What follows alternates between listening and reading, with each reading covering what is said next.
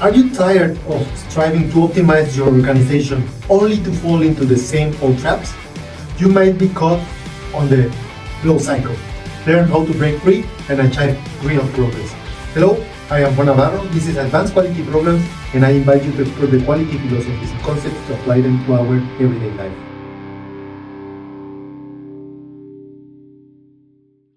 Today, we are revisiting the topic of quality processes and methods that is related to the continuous improvement.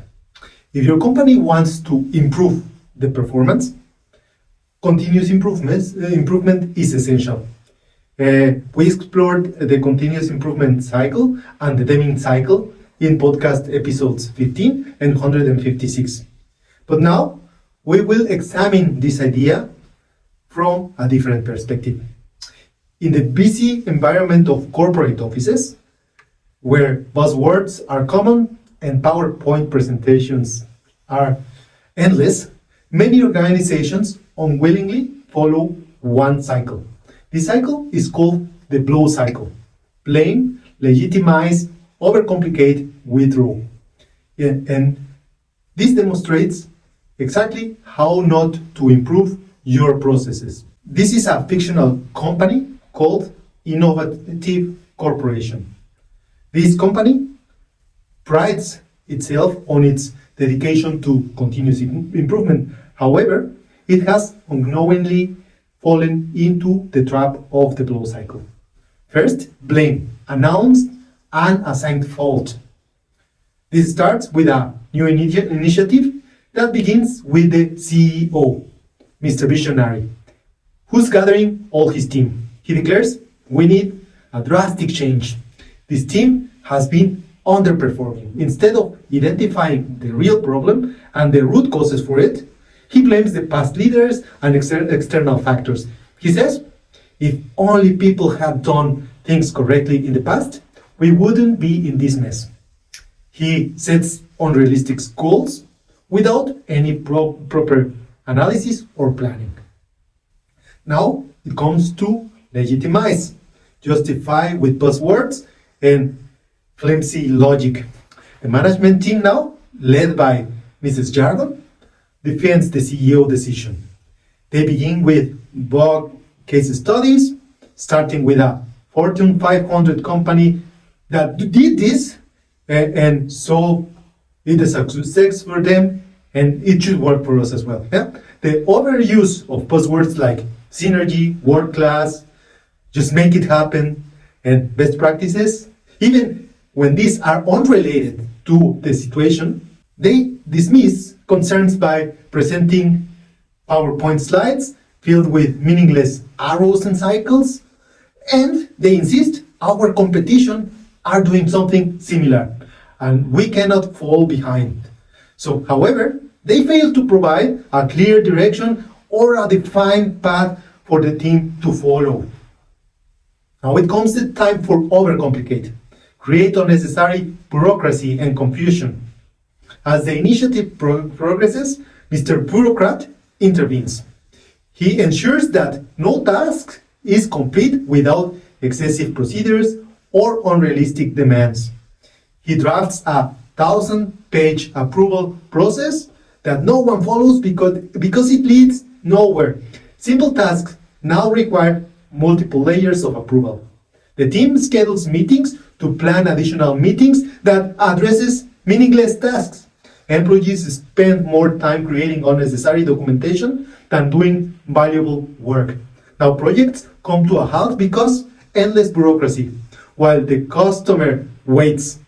And at this point, team members begin arguing with each other, saying, we tried this on the past and it didn't work. The overspecification now creates more problems than solutions. And now it is the time to withdraw. Quietly drop the initiative and assign blame elsewhere. Eventually, the initiative fails. Mrs. Bias, the public relationship expert, takes charge to control the narrative. Since everybody now is confused and overworked, she invites everybody to a town hall meeting. She says, it was a great idea, but the execution it wasn't that right. A task force will be formed to investigate what went wrong. And in reality, the initiative never reaches any conclusion. And no report or analysis is produced to face the truth. Instead, a grander and flashier initiative is announced to divert from the previous failure. Mrs. Bias declares, we are pivoting and pivoting a new strategy. And so the cycle starts again. Breaking from the blow cycle is not easy. If innovative corporation story feels familiar, it is time to make a change. Organizations can avoid this blow cycle by focusing on genuine process improvement. First, develop a clear vision of what you want to achieve. Second, identify gaps and conduct a root cause analysis before making any decision. 3, focus on the goal and keep your processes simple, clear, and effective.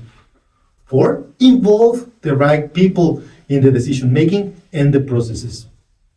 And 5, view failure as an opportunity to learn rather than assigning blame. The blow cycle works in contrast to the Deming cycle, or the PDCA model. For detailed explanation of the PDCA model, plan, do, check, act, check our podcast episodes 15 or 156. For those continuing here, the Deming cycle is a method for managing and improvement processes or products. It is also known as the Shewhart cycle, depending on whether it is attributed to Walter Shewhart or friend of the show and podcast W. Edwards Deming. That's why I call it the Deming cycle. However, the principles and steps are what truly matter, not the name. The principles of the PDCA are as following. Plan, define objectives and processes to achieve desired outcomes. Identify your goals, create a strategy, and set the success metrics and prepare an action plan. Now, do. Execute the plan. Follow the process. Complete the actions that you outlined during the planning phase. Check, evaluate the data and the results gathered in the D or the do phase.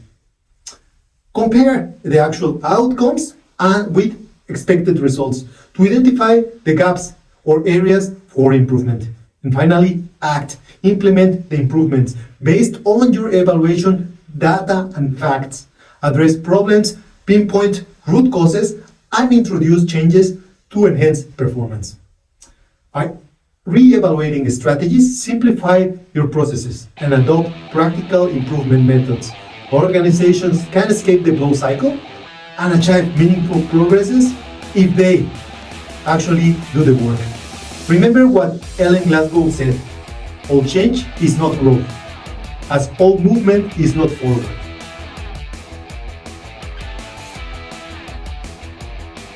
And that's it for today's episode. I hope you enjoyed it, and if you did, don't forget to hit like.